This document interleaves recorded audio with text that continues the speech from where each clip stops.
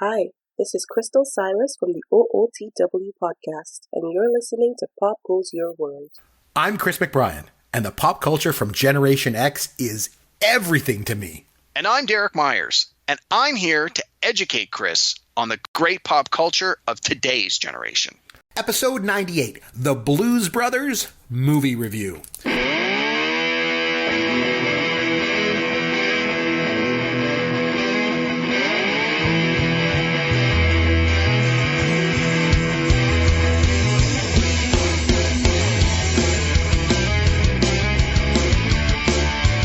Hi, I'm Chris McBrien, along with Derek Myers, Caveman himself, and this is Pop Goes Your World, the pop culture podcast for the generations. You're going to find us on Twitter at Amaron_DM for Derek, at C McBrien for me, and popgoesyourworld.com is the website where you'll find all of our contact information. You can reach out to us there as well. Derek, what is new in the world of pop culture, my friend? Hey, Chris. Not a whole lot new. I haven't had a chance to see any new movies, or I haven't really been watching anything new on TV yet. We got a lot of...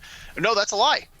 The Good Fight, which is a show I've talked about a lot. Yeah, it's you the like that spin-off of The Good Wife. The Yep. new season started this week. The first episode was on the other night. It was fantastic. So for anyone who is looking for something to binge watch, I would strongly encourage you to look for The Good Wife, which I think ran 5 seasons, if I remember correctly, and then The Good Fight is the spinoff. You don't necessarily have to go back all that way if you don't want to commit to that much, but I think this is the start, if I remember correctly, of season 3 or possibly even season 4 of The Good Fight. I think it's season 3.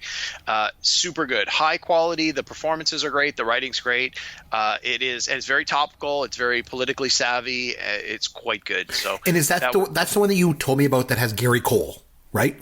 Yes, Cool. So the main character is played by Christine Baranski, and her husband on the show is Gary Cole. So he's not in every episode. But he usually has a pretty decent part, even though it's usually quite small screen time. It's usually significant story wise, and his character is a ballistics expert, so they often get him to testify in cases. Very cool.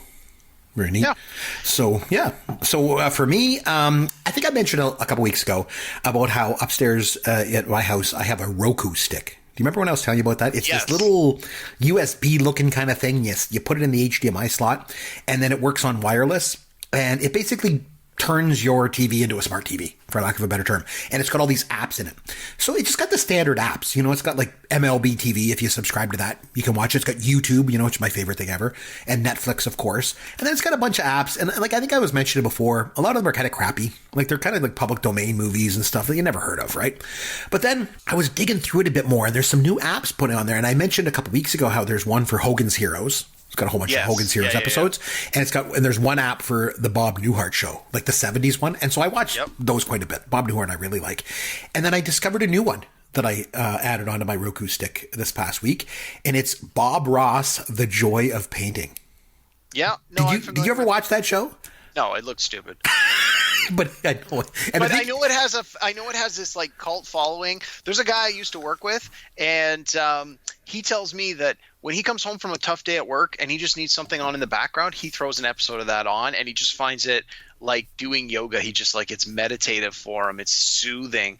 And hey, to each their own, but never appealed to me. I mean, the guy is certainly a talented painter. I'll give you that. But just the idea of this show never, ever appealed to me. That's what I would have thought too. And I always thought of him as a bit of a kind of a pop culture kind of icon that I didn't really understand very much, because I was like, I don't think I ever really watched the show. But I've been watching it sometimes. So a lot of times if my wife goes to sleep, I'll put it on because she doesn't want to watch it, right? So if she goes to sleep and I'm sitting there, I'm like, oh, I'll just put it on. It's actually mesmerizing. and I actually am enjoying it quite a bit. It's just like your friend said, it's very soothing. It's very calming. And he's unbelievably talented. And there's been times I woke my wife up because I'm like, oh my God. And she wakes up. She's like, what's going on? I'm like, I can't believe he just made a mountain. Out of nothing. He shades the mountain. It's amazing what he does. And it's just, I don't know, there's something about it. And there's a consistency to it. Every episode is kind of the same. And his demeanor is unbelievably calm and peaceful, and just the way he talks, and he always uses the same colors, and it's like, we're going to use some Van Dyke brown and a little bit of Prussian blue, and we're going to put a little hill right over here, and then he'll be like, oh, there's a little happy accent, we got a little bit of brown there, let's just make it into a tree, no problem at all. And it's just, there's something about it that's just, it sounds crazy to watch a guy paint, landscapes and stuff, but It's unbelievable. So then my son came in and he's like, hey, I want to watch this show. this. So we watch one together and he loves it. So Oh my God. it's crazy. I know. Now, Chris, I always got the sense that if an adult was watching this show and they had ingested some substances or perhaps inhaled some substances, Right. they might find this painting show 10 times better than someone who is, in complete control of their faculties. And based on your description, I have not changed that opinion whatsoever. You're probably right. Yeah. It does surprise me, but sort of not surprise me that your kid likes it. To me, it sort of feels like that same vibe of like, what was that show with the Teletubbies? Right. Where like it's a kid's show and it's colors and they're doing weird things and they make funny sounds, but then you have like these stoner college students that watch it and they're like, oh my God, this is the best thing to watch when you're high. So I got the sense this painting show is very much like that. You might be correct. There's one thing he does, and anybody that has ever watched the show knows exactly what I'm talking about. He's got like a bunch of different brushes that he uses, like, small little 1-inch brushes. Then he's got this one big, like, I don't know, it's like 3 or 4-inch brush is a big one, right? That he uses to like put blue up for the sky. And then he'll dip it in paint thinner and then in water. And then he kind of like rinses it off. And then, so there's a big easel that he's using. It's got these big metal poles. And then he really quickly like goes back and forth with the brush on the stand of the easel and goes to get all the water off of it. And there's just something about that he does every show that's just, I just love. And even him, he does it and then you can see he's smiling because I think he knows like people like it when I do this, like, I don't know. It's, if you haven't seen it, it sounds crazy, but if you have seen it, you know exactly what I'm talking about. But I have a follow-up question. Oh, for sure. Yeah. Sorry, his name is Bob Ross. Is that correct? That is correct. Is he still alive? I don't know. I'd have to look at it. I don't think so. But they're not making new episodes, right? Like they had their run and that was it. Yeah. They didn't like have a run, be off the air for 10 years and then come back for an extended period of time. Not that I'm aware of. I'd have to look it up, but I don't think so. But yeah, you could probably find some on YouTube and stuff like that if you wanted to find it. It was on like, I don't know. I mean, it looks like it was on like maybe public access. Yeah. Like something like that. And it just kind of got, PBS or something. Yeah. Got a following, or whatever. But anyway, so go look it up. Bob Ross, The Joy of Painting. I don't know if it's available on YouTube. I watch it on the Roku stick. It's got its own app. Anybody out there that has Roku, give it a try. It's a lot of fun. But on that note, let's get started on our movie. I mean, we love him, we hate him, we agree, we disagree. Freddie Mercury is the greatest singer who ever was. He is the greatest singer that ever will be. Some of the things in Freddie Mercury's real life were possibly X-rated. There is no way Rocky was a better movie than Taxi Driver. I love this idea. Probably the greatest film that's ever made. And I just picked it on a whim. And we can have a couple beers and we can play Escape from the Death Star. Walking in a winter wonderland. I try to pick something Christmas. This is a bargain trick question! Okay, so this week I nominated the 1980 John Landis comedy classic in my mind anyway, The Blues Brothers. A lot of people love this movie. It's, got a huge following, obviously, over the years. Caveman, I'll let you start things off. You've seen this movie before. I nominated this, right? Yeah. So full disclosure, I have absolutely seen this movie more than once prior to you suggesting that we give it a watch and discuss it tonight. I enjoy it. I mean, I had previously enjoyed it, so I knew it was a movie I liked. It's certainly not going to make my top 10 best movies of all time, but it's certainly one that if I'm in the right mood and I see it comes on cable, I'm going to sit and watch it. And that actually is what's happened. That happened to me a couple of months ago around the Christmas break. It was on TV and I was like, hey, it's been a while. And my wife and I sat down and watched it. And there's a lot of parts where you sort of like, man, I forgot how good this is. And then there's some other parts where you're like, this is dumb. But I mean, that's the same with so many movies from like when did it come out? In 1980? Yes, so 1980. We're talking almost 40 years old now. So you get these older movies. There's parts that are just dated. They don't hold up, or things where the comedy the comedy landscape has changed in 40 years. So there's always going to be a few parts where you sort of look at it now and you go, okay, I get what that was when it happened, but not really doing it for me now. But for the most part, I would definitely say this is a movie I enjoyed. This is definitely a movie I would recommend to people. I guess one of the big questions I've always thought is, do you classify this as a comedy? Do you classify this as a musical? Do you classify it somewhere in the middle? And does that really make a difference if you're going to recommend it to someone? Do you tell them that it's a musical comedy, or it's a comedy with singing, or it's like, how would you describe this to someone who was unfamiliar with it? That is a great question, and I've never really thought of that. I think I would classify it as a comedy, and because it's not a typical musical, quote unquote musical, in the traditional sense where people tend to just break out in song in the middle of a scene and the music is incorporated in the scene. It certainly does happen in one scene for sure when they're in the diner with Aretha Franklin. It's like, that's like a musical. Like, that's like watching a traditional musical. But a lot of the other scenes, like, just music happens. Like, they're walking down the street and John Lee Hooker is playing, you know, or they go into the church and James Brown is playing. Like, it's not so much woven in like a traditional musical where the actors get involved and sing along and it's like acting and singing together. It's more like there's musical numbers that happen throughout the movie. So for that reason, and the fact that it's Belushi and Aykroyd and John Landis, and it came after Animal House, and it came before, you know, Landis's other movies like Trading Places, that I think I would classify it as a comedy. That's a great question. I'd like to know what other people think too, but I think I would classify it as a comedy first. So one of the other things that I was thinking was, and so full disclosure again, in preparation for this show, because I had seen the movie before, I actually spent a little bit of time doing some extra homework, just looking up. There was a really good documentary on YouTube, a behind-the-scenes making of. It runs about an hour long. And this was one of the things they discussed a little bit was, yeah, you're right. It's probably not it's not a musical in the traditional sense, but the movie doesn't really have a score like a normal drama would. Instead, there's always music playing in any of the scenes when they're not actually singing.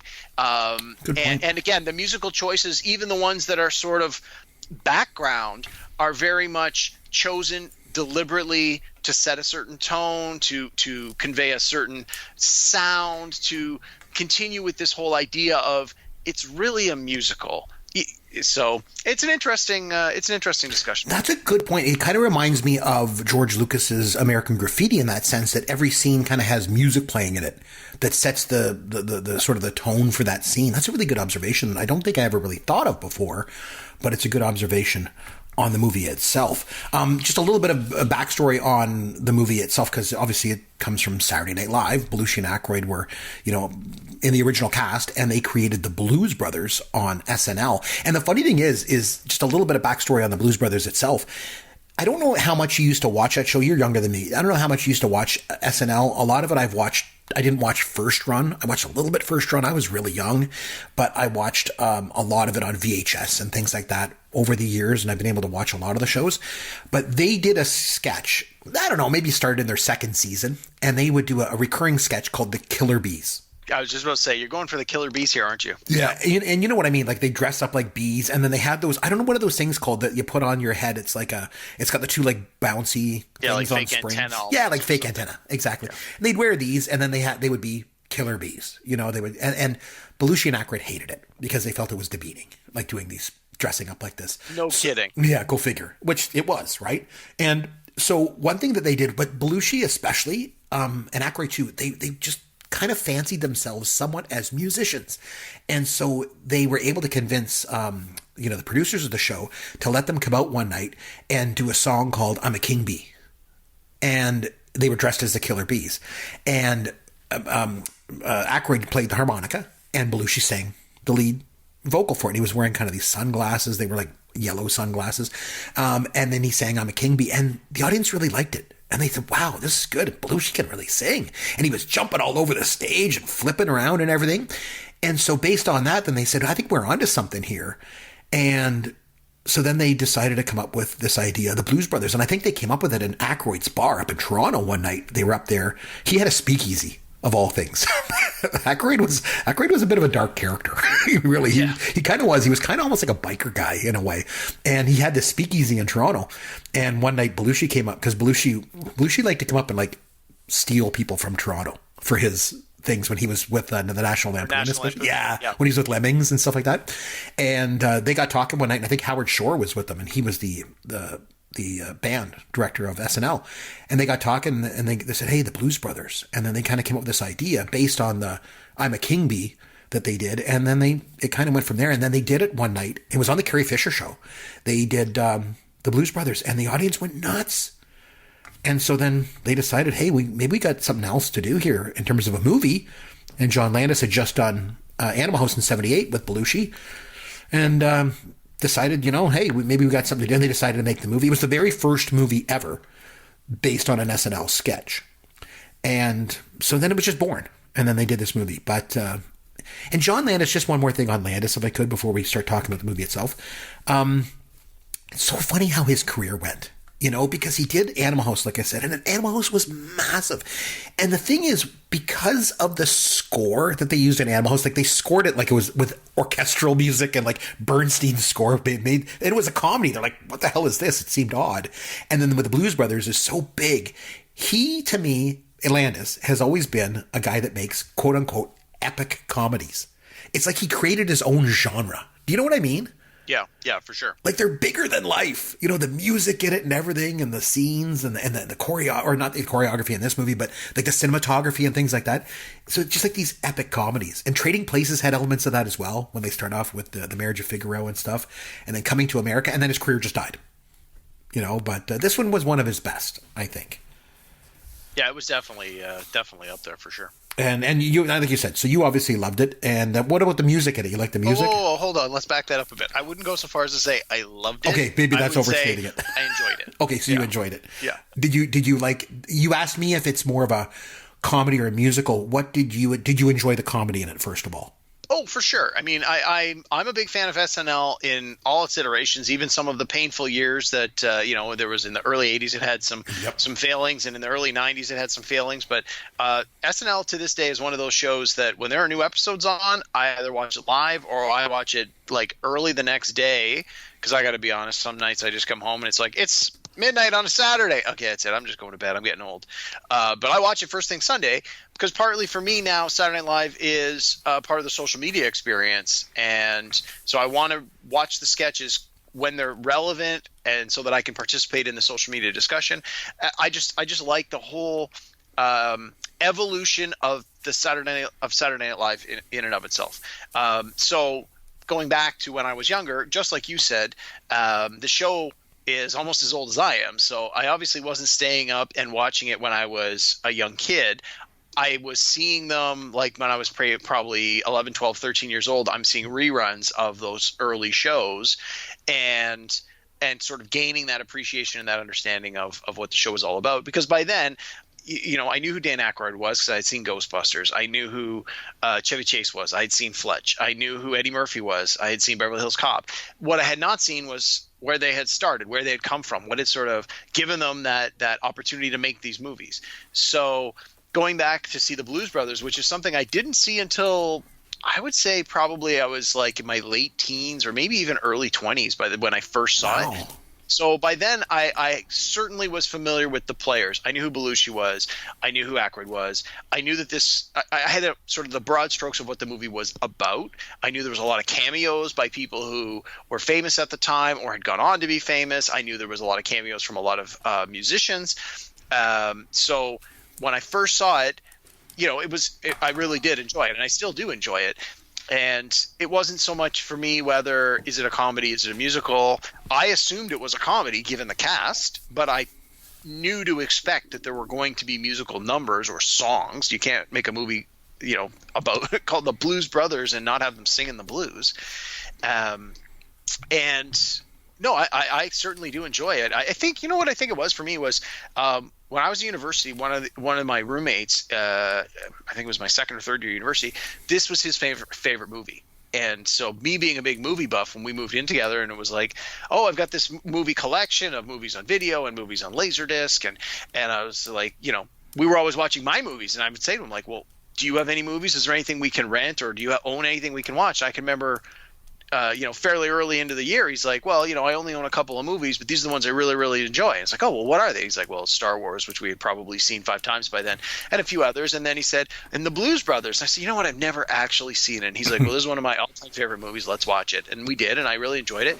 And then I found out that he had the soundtrack on cassette, and I think one of his brothers had stolen it or taken it. So that year for Christmas, I got him the DVD, or the CD rather. Oh, very cool. For the soundtrack for Christmas. And I remember him just like flipping out. And his girlfriend was actually pretty mad at me because she had spent a lot of money buying him like all these gifts. She bought him like, I remember she bought him like a nice new shirt, and like she spent a lot of money buying him a lot of nice Christmas stuff. And he flipped out over this $12 CD, and she was ticked off that I had sort of upstaged her Christmas gift giving. But anyway, that's a whole other story. Man, that's hilarious. So you liked the movie as a comedy. Did you like the musical numbers and the music in it? You got the guy his CD, but did you enjoy it? Yeah, absolutely. I mean, of all the musical numbers, I think, like most sort of uneducated laymen who aren't really familiar with the blues, the song that always stuck with me was the big final number there. Everybody needs somebody to love. Oh yeah, such a good I love one. the song. I love the performance. I love how it fit in with the movie. The fact that you've got the Cab Calloway doing Minnie the Moocher as to, stall them while the Blues Brothers get here, and so he does this whole scene, which is great in and of itself. And that was a scene I had seen many times before, because you would have like clips of it where they show it at the hockey game. A lot of times they would do the Heidi, and then they would get the crowd to repeat it at like sporting events. Yep. So I was familiar with that part of that scene even before I actually watched the full movie, and so that it was a crowd pleaser in and of itself. And then you have the big, appearing now and blah blah blah, and he does the big intro. And then they come out and they do the performance, which is great. And when I did eventually buy my buddy the CD, of course, that was the one song that I wanted to definitely make sure I had a copy of for my personal collection, was that Everybody Needs Somebody to Love. And I still, to this day, have it on a couple of my I don't know if I have it on my phone today, but I have it on my old iPod. I definitely have it on some of my old mixed cassette tapes. Not that I have any way to listen to those cassette tapes. Right.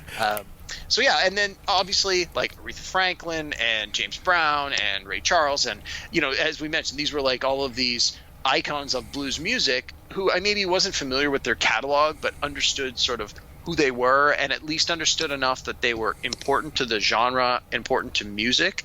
And this was a good way to introduce someone like me who didn't have that musical understanding or that musical background. It's like, well, we're gonna wrap it in this nice tidy bow and say, here, we're giving you this film.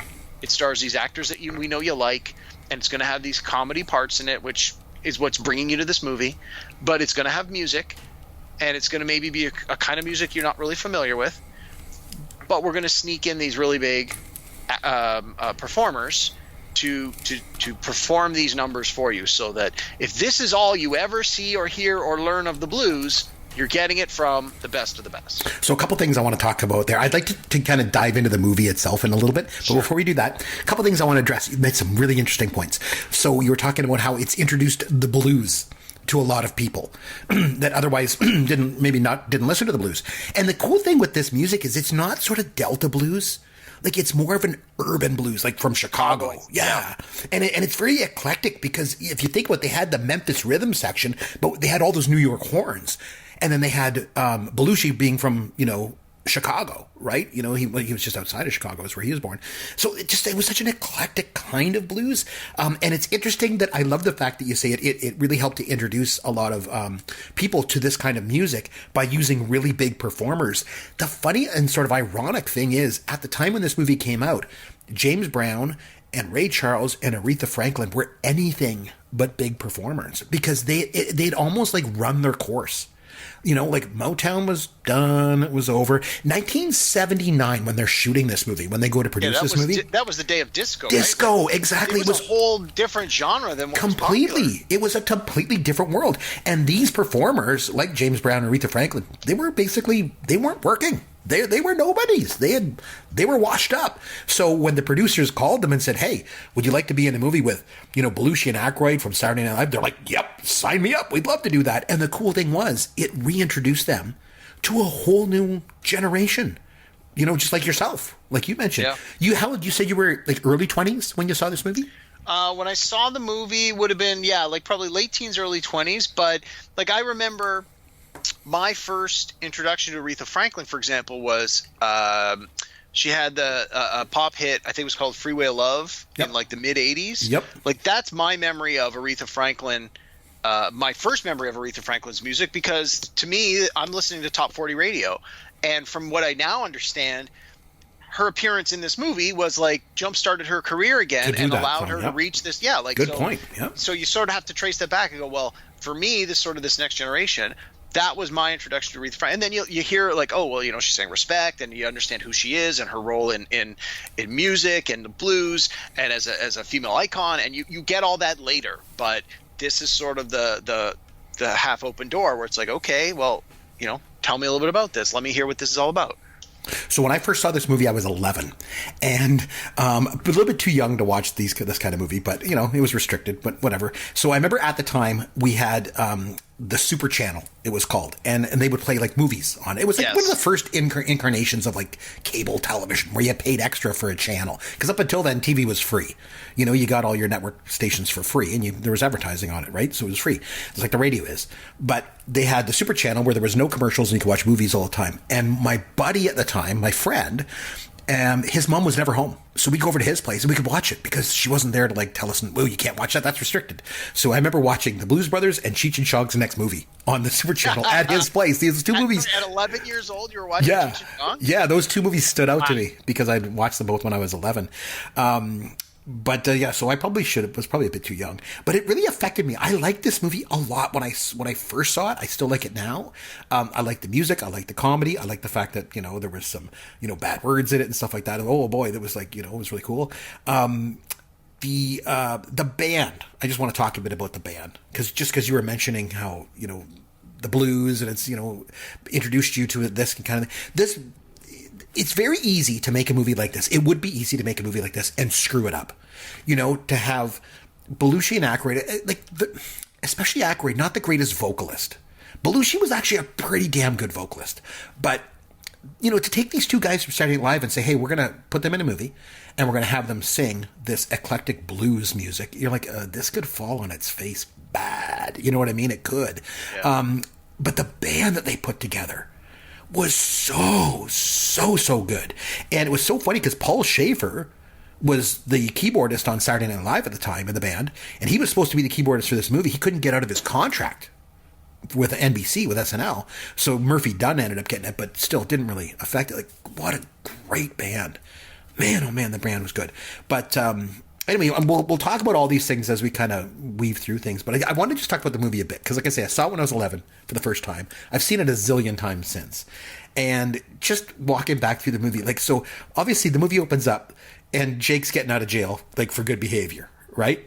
And then that scene with Frank Oz as the corrections officer when he's like giving him his belongings back. Like, it was just so funny. Like that whole scene with the one unused prophylactic and one soiled and all that. And it was so funny because when he did, or when John Landis did Trading Places, a number of years later, probably 5 years after this, he had Frank Oz go in it again, playing a corrections officer, giving Aykroyd his belongings back, getting out of prison when he was arrested in that movie. That's right. Oh, and, I never made that connection. And it just kind of playing up that same thing.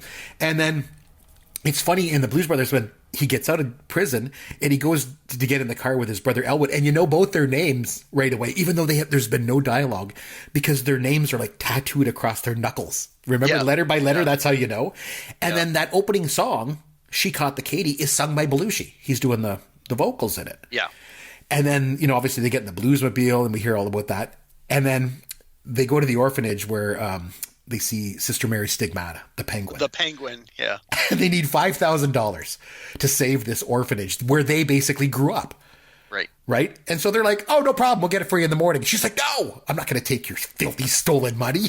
And then she kicks him out and they run into Cab Calloway, who basically tells them that they need to go to church.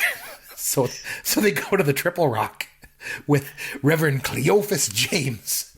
And it's this musical number breaks out. And it just, at this point, I'm like, what am I watching? Because the musical number was so good. Like, it was good. This goes back to what we were talking about before. This, to me, is the markings of a musical. Yeah. The story goes where it goes, and then all of a sudden, bang, it turns into a song and dance number. Like, that's the definition of how a musical works. Like, Yeah. you don't see that on a nominated for an Oscar this year, the dramatic moving performance by blah blah blah. It's like they're going to break in a song. That's a musical. And it's funny though, because it kind of rides the line, because like I said, it's not like that traditional musical where Julie Andrews is singing a song to the other characters and they're singing back and forth. It's like Brigadoon or something like that. It's not. It's they go to the church and the priest leads the congregation in a song. So it's very unique. It's very, very unique. But, and it's funny, that scene in the church, or I guess I should say all the musical numbers, as you probably know, Cave, most musical numbers are done with playback, right? Like they play the music back and you just lip sync, because you run around and you just lip sync to it and you can do many takes. For technical reasons, yes. Absolutely. Just easier to film, right? Yes. And then you can do it over and over again and just keep going, right? But the thing is that people like James Brown and Aretha Franklin, they don't sing any song, the same way twice. Right. So how the hell are they going to sing the playback? Like, they just can't. So in this scene, they tried, and they couldn't do it. Like, James Brown couldn't do it. Like, he couldn't sing along. His lips weren't moving the right way because he doesn't sing the song the same way. So they actually did playback for like all the background singers, one of which was Shaka Khan, by the way. I don't know if you blink and you miss her, but she's there. I didn't know that. Yeah. And they all did playback, and they recorded him live. So when you see that scene, that's him singing live. And the rest of them are all singing a playback because he couldn't do it, right? But anyway, just an interesting thing. So then, of course, I love it. Then they leave and they get pulled over. And then they flee the scene, right? And they just drive into the shopping mall. and this whole scene with the shopping mall is one of the big sort of critical points of the movie. This and a lot of the cop car chases and stuff. About how there's just so much destruction. And there's just utter chaos and destruction going on in this. Because again, you're watching this going, okay, it's kind of a comedy. Wait a minute, it's a musical. Now it's like just a destruction movie. Like, they're driving into a shopping mall. Like, at this point, you don't know what the hell you're watching, right? Yeah, it's a little bit of everything. And I think you're going to have a wide variety of theater goers coming to see this movie and maybe not necessarily fully realizing what they're going to get. So I think almost you need some of that stuff in there to keep everyone's attention. Oh, you came thinking this was a musical? We're going to give you some musical. You came thinking this was a comedy? We're going to give you some comedy. You're not really sure you like either of those things? We're going to give you high-speed car chases and over the top car crashes, demolition derbies. It's almost like they went, okay, how do we sort of mesh some of the best things of all these different genres together to keep the movie cohesive in a way that will keep everybody entertained and keep everybody in the seat until the end of the movie, and not have someone go, okay, I've been here 20 minutes, I've seen 3 musical numbers, I'm not interested, I'm out. That's not what I signed up for. So I think you almost need some of this over the top just to really tie everything together. The movie was really critically panned when it came out, and I think it's for that reason, because the critics didn't know it's not a musical, it's not a comedy, it's not like a big epic car crash movie. Like, it's like it's trying to be too much. Maybe that was one of the reasons they had, because like I say, most critics did not like this movie when it came out. But back to that shopping mall for a second. So the cool thing is that when they go to shoot this thing, you could tell they're driving through a shopping mall and crashing it. Like, this is not a sound stage, And they were in Harvey, Illinois, and I've traveled to Chicago probably at least 12 times in my life, and I've been in Harvey before. It is not a good part of town. It is a bad part of town. But I guess down in Harvey they found this old abandoned shopping mall, and so they just went in there and dressed it all up and made it look like it was, functioning, right? Because it was nice and easy. It was this old mall. And so they put all these stores in, and then they just brought the cars in and started driving them through, windows and right down the middle of the thing. And they brought all these stuntmen in to run out of the way like they were shoppers. Like, it's just insanity. It's insanity. I love during that scene where he's got the line where he says something like, a lot of space in this mall. Yeah. New Oldsmobiles are in early this year. Hey, Pier 1 Imports. And they're just like... just commenting on all the shops. All the stores that he sees, yeah. It's so funny. And then... So they get out of the mall, and then you think, okay, I got time to breathe here. Like, what the hell was that, right? And then the cops just track him down to their apartment, and right before they arrest him, Carrie Fisher comes from out of nowhere and blows the hell out of the building. And Yeah. you're like, what the hell? It gets demolished, right? And then, so then they just get up and walk away. They're not even hurt. And they just go off to find the band members, right? And so they get Murph and the Magic Tones, which is like Murphy Dunn and Steve Cropper and Donald Duck Dunn and Willie Two Big Hall. And then they go, I like the scene too when they go and get Mr. Fabulous at the Shea Hall where the soup is $10. And he's like, I'm not leaving. I've got a good job. I'm not leaving. I'm not going to come and play in the band. So they just act more obnoxious to try and like make his life so bad that he just finally just decides, okay, well, I'm going to get fired. So I might as well go and join the band. Right. And then the next scene is one of my favorites because they run into the Illinois Nazis. Like, just when you think you've seen it at all at this point, oh, no, we got more. There's an Illinois Nazi party that's marching. And so I know the Blues Brothers are going to go and piss them off by knocking them off the bridge. And so I don't know, there's something about that scene that I just find incredibly funny because even the cops are like, oh man, these Nazis, they won their court case, right? They're able to go out here and do a protest. And then they're like, I hate Illinois Nazis. Like, what? Not I hate Nazis. I hate Illinois Nazis. Like they're a special kind or something. I don't know. But then, Sorry, you were saying the scene where they were in the restaurant? Yes. I found that reminded me of a scene that, although I had seen it before, actually came later in the movie Ferris Bueller's Day Off. Oh, where they go point. to the restaurant and he pretends to be Abe Froman, the Sausage King of Chicago. Yes. And they bluff their way into the really expensive restaurant. So Ferris Bueller's a movie I love. I've seen it at least 30 or 40 times. I could recite all the dialogue backwards and forwards. And having seen that movie that many times before seeing the Blues Brothers, but understanding the Blues Brothers actually came up, many years earlier, when I saw that scene in the Blues Brothers, I sort of went, oh, I wonder if the scene in Ferris Bueller, there's enough sort of reminiscence that it's like inspires it. It's an homage. It's a little wink, wink. I wonder if there was any sort of overlap between some of the creative process and that. Anyway, maybe it's just a coincidence. No, I think that's a really good point. And so anyway, so they leave the Illinois Nazis, and then they go to the scene where you were talking about, where they go into the diner to get Mac Guitar Murphy and Blue Lou. Yeah. And he's there with Aretha Franklin. And for I don't know, I was gonna say it's my favorite song in the movie, but it's not. It's coming up, but it's so good. And think that was an old Aretha Franklin song, right? She just redid it for this movie. I believe it was an old one of her old songs that she had done years and years earlier. But I couldn't tell you. That makes sense. But yeah, I'm not familiar enough with her work to be able to comment on that. But that would make sense. But this is the first time in the movie where it's actually a quote unquote musical. Like it's actually like the traditional Hollywood musicals where the characters interact with each other and sing and are singing to each other. Like she's singing to Mac Guitar Murphy with the lyrics. Like, and she's telling him the story about, you better think before you leave. You better think before you do this, and so that's the first time it's kind of like a quote unquote musical. But, and the interesting thing, we talked about playback. So again, in this scene, when they go to shoot it, Aretha Franklin doesn't sing any song the same way twice. So, but they did playback in this scene with her. They just shot her from like 10 different angles and edited it all together just to kind of make it work.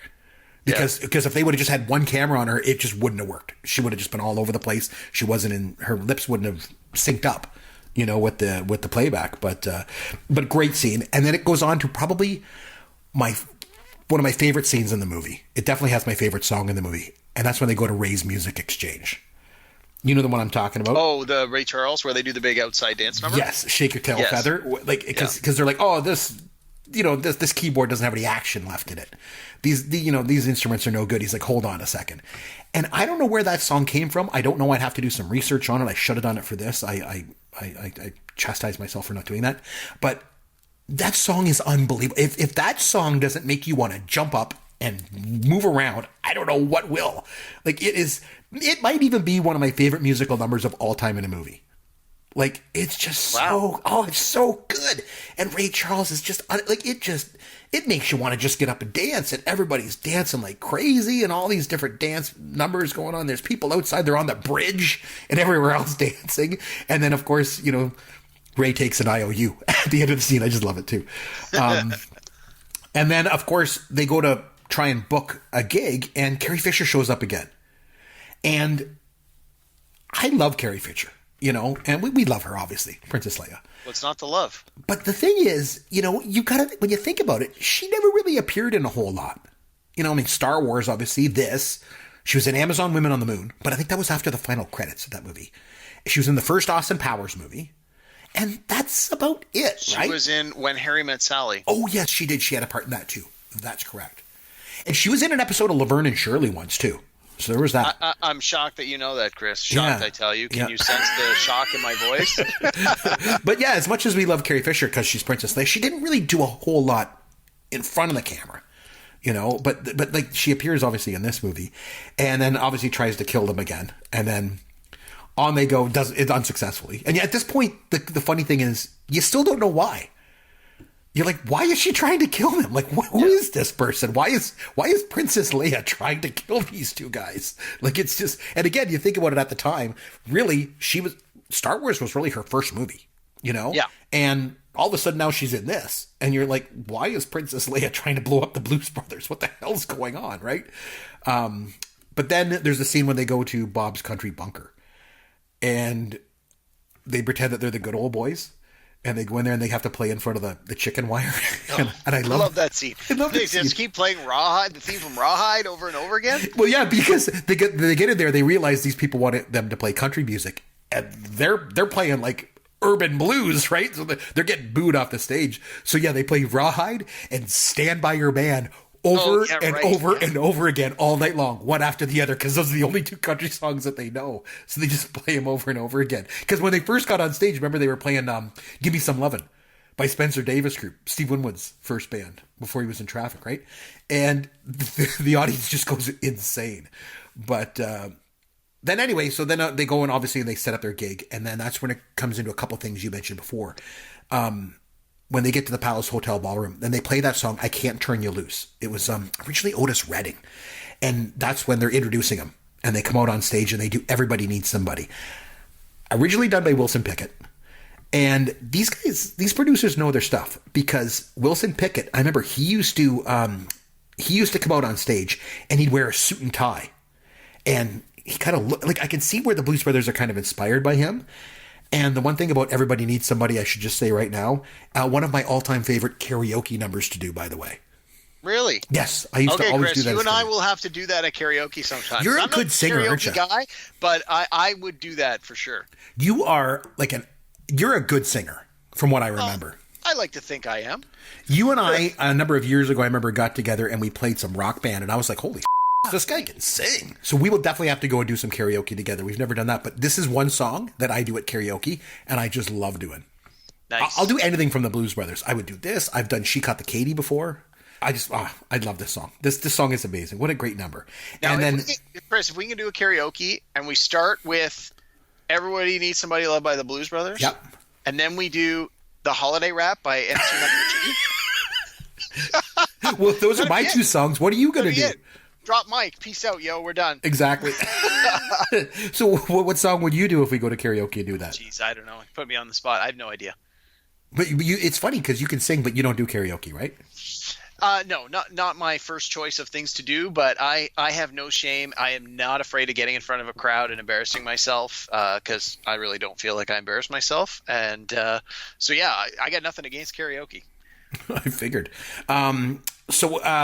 What was I going to mention? Okay, so then they get done that song, right? And they go into Sweet Home Chicago. Yeah. That is an amazing song, too. God, there's so many good songs in this movie. Because that was originally done by Robert Johnson, like back in like the 30s. And then I love how halfway through the song, they just get the band to just go like instrumental. And then they just duck out. There's like a trap door behind the drum. They just get the hell out of there, right? And they run into the guy that gives them 10 grand, like toward, he's like a record executive. And he gives them 10 grand toward an album. And then they get him to give it to some to the band, some to Raise Music Exchange. They take the other 5 grand and they go to the Cook County Assessor's office. And then the next scene that I just want to mention is Carrie Fisher again, because they run into her in the tunnel. Exactly, she's in the tunnel. Yeah. Wait a minute, she's got like an M16, and right? That's when you find out what's going on. And then that's when they finally find out like she's Jake's ex, and he left her at the altar, right? And that's why she's turned into this like vengeful would-be assassin. The thing I like about that scene though is that Belushi, he's trying to he's begging for his life. and it's not going to work. She's got the M16 on. She's going to kill him.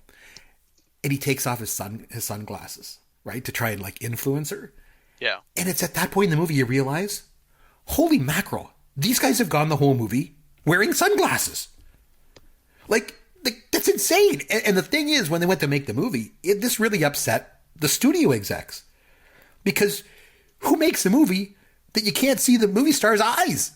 Yeah, how do you market the movie around the two stars if it's hard to recognize them because they're wearing these glasses? Exactly. And you don't really notice it until that scene when he takes off those glasses. Like, holy smokes, there he is. You know, like, unbelievable, the movie. And then it just goes into this like massive chase scene. Like, they got the cops, the military, the good old boys, and Bob from Bob's Country Bunker, and the Illinois Nazis. Everybody's chasing them. And that car crash scene, like when they're chasing them, they basically destroy downtown Chicago. How the hell do they do this? You couldn't do that today. No, for sure. Like they're speeding. They did it all on Sundays and stuff like that, but still. And then how did they convince people to let them crash into the Richard J. Daley Plaza? Like, they drove their car right into the front lobby of it. They convinced people to do it. Like, it's just insanity. You know, like I think there was some mafia connections actually involved in the production of the film that they actually were able to kind of lean on, like I guess there were some people in the mafia in Chicago that kind of leaned on the mayor's office to allow this to all happen. It's kind of like an old urban legend maybe in the making of the movie. I'm not sure. But they drove their car right into the lobby of the Richard J. Daley Plaza. Unbelievable. And then, of course, I'm sure you caught this as well. When they go in and they go upstairs to pay the $5,000 before they get arrested, do you remember who was playing the county clerk? Did you catch who it was? No, I didn't recognize him. Steven Spielberg. Really? Yes, Steven Spielberg is the county clerk who takes their money and stamps the tax paid right before they get arrested and go to jail. Yep. He must not have been wearing the glasses. That's probably what threw me. No, he was. He was wearing a pair of glasses. Jeez. Yeah. And he's eating a sandwich. Because remember, they run up, they finally get up there, and it's like, out to lunch, back in 5 minutes. And they're like, oh my God. And then he comes and he's like eating a sandwich. Hey, guys. And then they come in. Because, you know, he would have been friends with Landis probably, I guess. Yeah, I would think. You know, he would have been friends with them too, because they just got done shooting 1941 together, right? Belushi. That's true. So maybe that's why he did it. But all in all, I don't know. The movie's been critically panned at times, but I love this movie a lot. I really, really, really love this movie a lot. I don't know, man. I don't know. I'm glad that we did this. So if you said you don't love it, I do love it. And this movie has a special place in my heart. I think, first of all, because I first saw it when I was 11. And I shouldn't have been seeing it when I was 11. A little bit naughty to be watching it. And the fact that even at that younger age, like Belushi and Aykroyd were bigger than life to me back then. Like, it wasn't like now where you got like a million different things you can watch, on Netflix and everything else. It wasn't a whole lot to watch, right? And they were really, really popular. In 1978, you think about it, when Animal House came out, Belushi had the #1 movie. He had the #1 TV show, and he had the #1 album, because they produced a Blues Brothers album, Briefcase Full of Blues. This guy was all over the place. He was everywhere. And I loved Belushi. I thought he was great. And I remember going to the movie theater to see Continental Divide. I loved it. My wife to this day says it's one of the worst movies she's ever seen. I loved it. And I remember going to see Neighbors with my friend. I guess we were probably 11 or 12, and we went to the movie theater to see it. And his dad had to take us, because it was like, they had a different movie rating system back then. Yeah. They had adult accompaniment. You had to have an adult take you. So you could get in. And I remember he took us, and I remember even at the time thinking Neighbors was dumb, but I just loved it because Belushi and Aykroyd were in it. But nothing like this. So you didn't love it, but if you had to rate the movie, could you give it a rating for me out of 10? Sure. I mean, I liked it. I didn't love it. Like, I'm not giving it an A+. I would give it like a solid B, maybe a B- or a B. Okay. That's fine. So I would certainly, like I said, I've seen it more than once, and I would certainly watch it again. But if it was on TV right now against 5 or 6 other things, it's unlikely it would be the one that would make the top of the list. I think I would give it an A, and because it's. I also like some things that are original, and to me, it's unbelievably original. Because it's a comedy, but it's also like an epic movie with lots of big scenes and crashes in it and everything else, and it's got music in it. It's completely original. It's also got a little bit of a dark kind of bent to it, not just because they wear dark clothes and sunglasses. It's a little bit of a dark movie at times, and I like it. I like this movie a lot. It's one of my favorite comedies, I think, of all time, and I can't believe it's taken us almost 100 episodes to get around to watching it, but that's the way things go around here anyway. So anyway, on that note, what do you say we have some fun with Caveman? All right, over to you, my friend. Take us away. What have you got for us this week? All right. So, again, knowing how much you love this movie, there was no point in me trying to give you trivia about this movie because you probably would have just answered all of it in the last 40 minutes of discussion. And I knew that. So I had to take this in a slightly different direction. Okay. But not too much of a different direction. So as you've mentioned, the Blues Brothers was based on characters that had appeared on Saturday Night Live. That's correct. So I want to talk a little bit about other movies, including this one, that have spawned from characters and sketches that first appeared on Saturday Night Live. Oh, that's a good idea. Okay. Okay. And now I know that you are a fan of SNL, particularly the older SNL. So some of these questions may not be as obvious to you as they are to someone like me. As I've just mentioned, like, I never miss an episode. So for me to get these questions from you, I would answer all of them and probably have no problems at all. So my intent is not to make these overly difficult, and I think a lot of our younger listeners will probably get these before you will, but hey, man, that's just the way it is when you don't watch anything past 1985. So anyway, my intent is not to embarrass you, but we may end up embarrassing you a little bit. You probably will, yeah. Yes. Okay, so this first one is probably one of the toughest questions I've got. Okay. How many movies have they made that have been based on Saturday Night Live characters and sketches? Oh, man, that is including the Blues Brothers and the sequel Blues Brothers 2000. We're counting those as both. Okay, so those two, there was Wayne's World and Coneheads. Wayne's World 2. Then there were some newer ones, like was Superstar was based on it, right? And A Night at the Roxbury was. So I will say 6. I'm probably missing one, so I'll say 7. You would be way under. The number is 11. Oh, God. 11. Okay, so out of are you going to run through them for me? I will, but that's part of my follow-up questions because I knew you wouldn't get them all. So they made 11 movies based on Saturday Night Live characters, sketches, recurring characters. Okay. Of those 11 movies, how many do you think actually made money based on the budget they had and what their worldwide revenue was? The Blues Brothers would have made money. Wayne's World would have made a lot of money. Wayne's World 2 probably made money. I said Coneheads probably bombed. What else? Blues Brothers 2000 probably bombed. Night at the Roxbury, I don't know. I think of it as a bomb. And then what did I say? Superstar 2? I don't know. I'll say Superstar I'll say it lost money too, I think. So I would say Blues Brothers and Wayne's World 2. So I'd say 3 of them made money. So you're both right and wrong. So those 3 did make money. Right. 2 more movies actually made money. So 5 out of 11 is the answer I was going for. Okay. And then my follow-up to that was, can you name any of the top 3? You got the top 3. Oh, okay. They were Wayne's World, then the Blues Brothers, then Wayne's World 2, as far as comparing the budget they had versus the money they made. Wayne's World was a big hit. Wayne's World was huge. It had a $20,000 budget, and it made almost $200 million. Yeah, it was big. Which is obviously a big part of why they said, yes, we're going to make a sequel. For the sequel, they doubled the budget to $40,000. So it ended up making about $10 million. Pardon me, I said grand. It was $20 million budget the first, $40 million budget the second, and the second movie made about $48 million. So it made the second one made money, not nearly to the extent of the first one, but first one was so good. If you can capture lightning in a bottle twice, let's go for it. So what other ones made money? The other 2 movies that made money: Superstar, budget of $14 million, made $30, so double. And A Night at the Roxbury had a budget of $17 and made $30. Oh, so it made money. Double.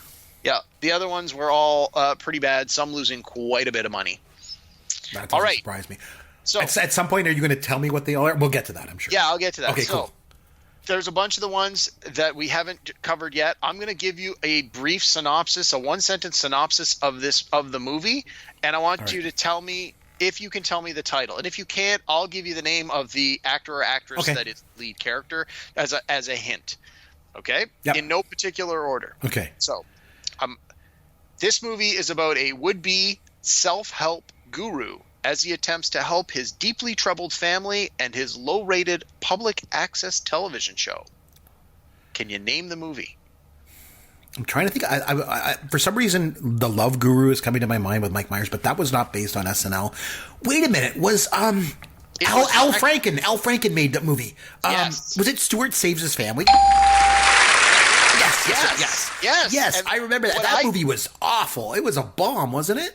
It was a bomb. I just found out today that was directed by Harold Ramis, which I had no idea. Oh, wow. Yeah, it had a budget, a lowly budget of $6 million, and it didn't even make $1 million. That doesn't surprise me. It is the second worst grossing movie of the list of 11. There was one worse than that. Oh, I'm dying to know what this is. Yep. All right. So a couple of these you already got, so I'm not going to give you these ones again. Okay, here, this one. This movie is actually a parody of an action-adventure television series from the 80s in which the main character uses his knowledge of science to solve complex problems by making things out of ordinary objects. That sounds Can you like... name the Saturday Night Live movie? You're describing MacGyver, and I remember there was I stopped watching SNL at that time. There was a character they did on there, and it was like MacGyver-ish kind of thing. I don't remember the name of it. It was kind of like MacGyver. It was kind of a play on that name. Is that right? That's as close as you can get without getting it right. It was MacGruber. Oh yes, yeah. I stopped watching it. When was that? About what time? 2010 was the movie. Yeah, that makes. I wasn't watching SNL at that point, so yeah. Yeah, Will Forte had the title role of. Oh. All right. MacGruber, by the way, was 9 out of 11. It had a $10 million budget, and it made just under $10 million. It almost broke even, but not quite. And they're apparently making a sequel. Oh, that's just now. Ridiculous. I was reading on this today. Yeah. They are in the process of, I think they have the script, and they're just putting the money together. So, all right. One more here. This movie focuses on the exploits of a suave, self-proclaimed sex therapy expert who gives dubious romantic advice and lovemaking tips during his radio show. I want to say, I remember this kind of. There was a buddy of mine that liked SNL around this time, and it's, what's the guy's name? I can see his face. Tim Meadows? Is that right? Yes. He did. Was it called The Ladies' Man? Is that right? Yeah, I remember. I remember my buddy Grant liked that movie, and I was like, I'm not going to see that stupid thing. Yep. Yes, I remember that thing. I don't even think I ever once even saw that sketch. I didn't watch SNL probably late 90s right through until today. Haven't really seen it. So Ladies' Man came out in 2000. Heard about it. Yep, heard about that. Had a budget of $24 million. Made about $14 million, so it lost about $10 million. I do not believe they're making any sequels to this. Nor should they. But hey, Tim Meadows got a payday out of it, so why not? And then we already talked about Night at the Roxbury and the Superstar, so I'm not going to give you those two. So just the absolute worst movie from a dollars and cents point of view. Right. The number 11 out of 11 is It's Pat. Oh God, yeah, I remember hearing about that. What was her name? Was it Julia Sweeney? Yes. She had it was like It's Androgyny, and they made a movie out of that, didn't they? I forgot all about that. They did, yes. So it had a budget of $8 million. Nobody went to see that movie, did they? $60,000. It lost over $7 million. It lost almost $8 million. It made $60,000. I guess she has a big family. You realize there are movies that make more than that in one screening on one screen. Yeah. Jeez, nobody. So I'll run down the list for you real quick here, Chris. So there's 11 movies. I've got them listed here in order from most successful to least successful. And I think we've covered all of them. Maybe we've missed one. So I'll just read down the list. Okay. So starting at number 1, Wayne's World. Yep. The Blues Brothers. Right. Wayne's World 2. Okay. Superstar. Night at the Roxbury. So those are the 5 that made money. Then that Superstar and Night at the Roxbury, they were kind of popular in like the late 90s or something, right? Superstar was 99, Roxbury was 98. I didn't really watch And that. both of them had Will Ferrell. Neither Roxbury, Will Ferrell was one of the two brothers, and in Superstar, Will Ferrell had he was in it. He wasn't the star of the movie, obviously, Molly Shannon. But and I think that by that point in SNL, Will Ferrell was already starting to become a pretty big star, so people were going to go see the movie as long as he was in it. So I think that certainly helped. That certainly helped it. Yeah. Good point. And I'll admit, I've seen A Night at the Roxbury. I have not seen Superstar. Okay, then we get into the remaining 6 movies that did not make money. Coneheads, which you've already mentioned, The Blues Brothers 2000, The Ladies' Man, MacGruber, Stuart Saves His Family, and at the bottom of the list, It's Pat. It's Pat. And Coneheads, the problem with Coneheads was, what year did it come out? It was 1993. Yeah, I was saying early 90s, right? It was too late. Like, the Coneheads was popular in like 77. You know, like they waited too long to make that movie. It's so stupid. Like, oh man. I actually enjoyed the movie though. Yeah, see, I've never seen the movie. I remember the sketch was pretty good at times, because I remember they had like Balzar, and then the Connie was like the daughter or something, and it was pretty good. Beldar, and then and Connie, and yeah, it was pretty good. But I mean, it's like that. Why did they make a movie about that though? You know, I mean, it already run its course. It was like almost 20 years old. Come out the year before and had been very successful, so they probably went, okay, what else? Yeah, good point. That's exactly what would have happened. You're right. Wayne's World came out, made all this money. Like, hey, we got to make another movie based on SNL. Absolutely. Okay, so I got a couple other questions for you. Yeah. Not so much trivia questions, just more let's get to know Chris questions. So, these will be fun. I like these. Okay. So, based on Saturday Night Live, recurring characters, recurring sketches, if you had the power to greenlight a movie based on any Saturday Night Live recurring sketch or character, what would you like to see that's never been done before? Oh, that's a great question. So this would have to be one that's never been done. I don't know. I mean, I don't think it would make a very good movie, but there was one character that I loved from back in the 70s, and that was Dan Aykroyd did this character called Erwin Mainway. Do you know what I'm talking about?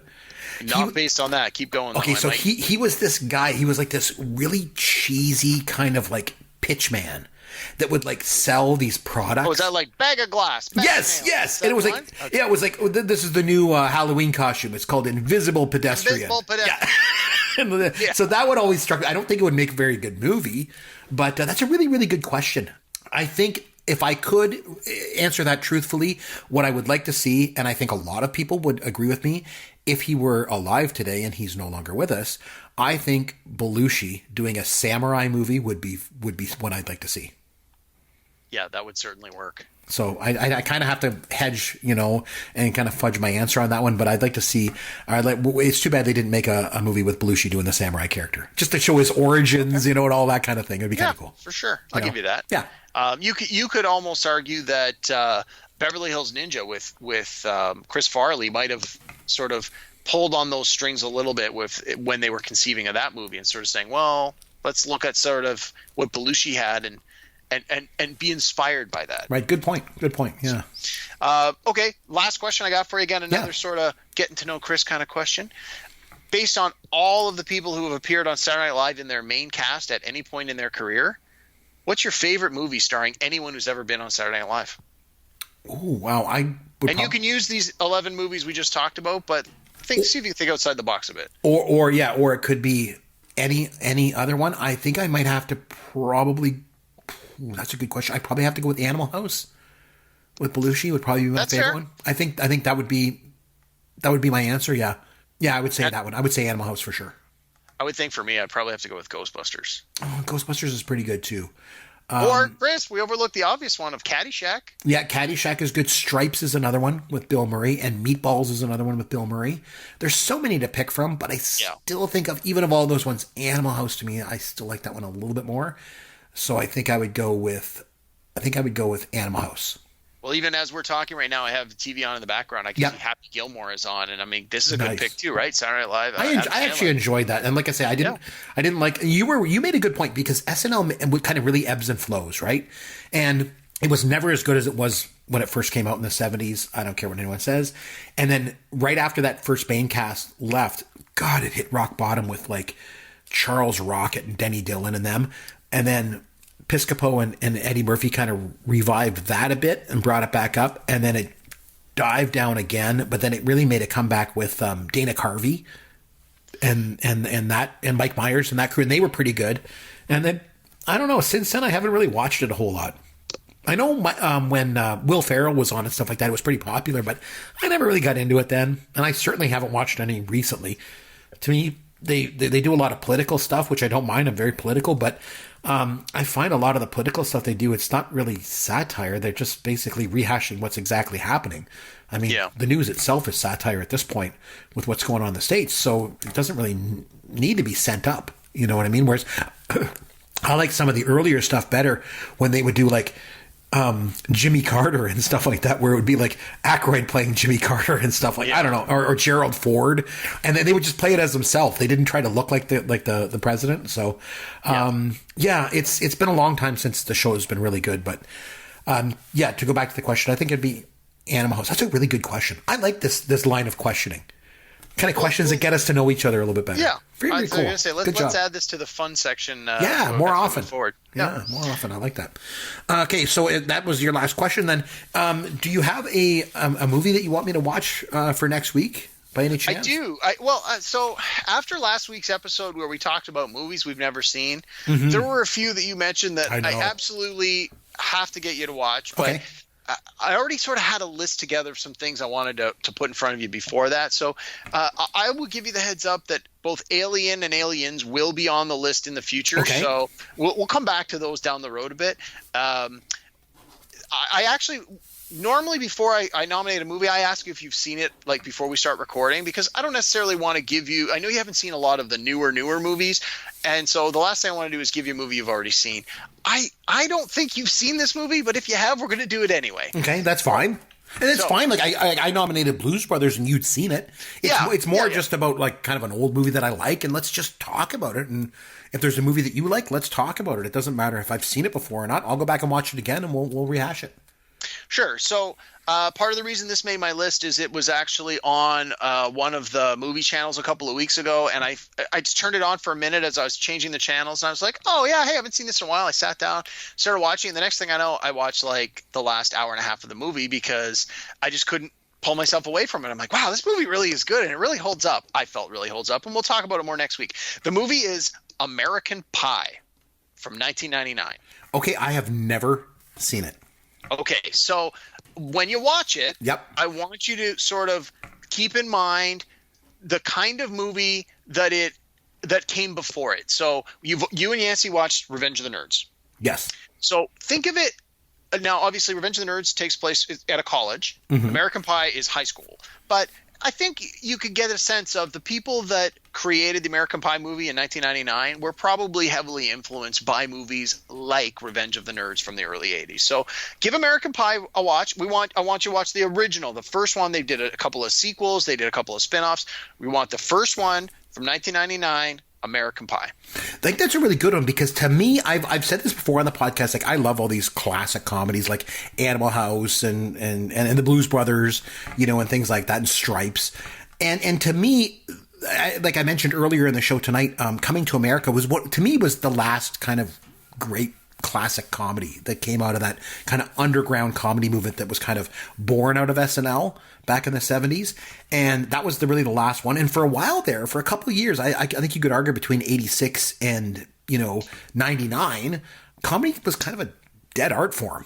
And then American Pie, it seems like they were really trying to recapture some of that kind of teenage, kind of sex comedy, rude, crude, but funny stuff that was going on in the 70s and 80s. And I guess we're going to find out how well they did when I get a chance to watch it. And we'll come back next week and talk about it. So that's a good one.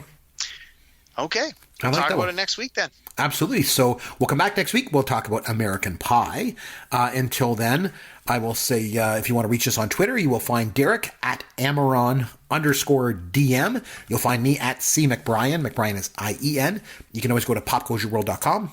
All of our contact information is there. If you enjoy the show, make sure to head over to iTunes and leave a review for the show. We would obviously really appreciate that. But until next week, this is Chris McBrien for Derek Myers saying thanks for listening to Pop Goes Your World, the pop culture podcast for the generations.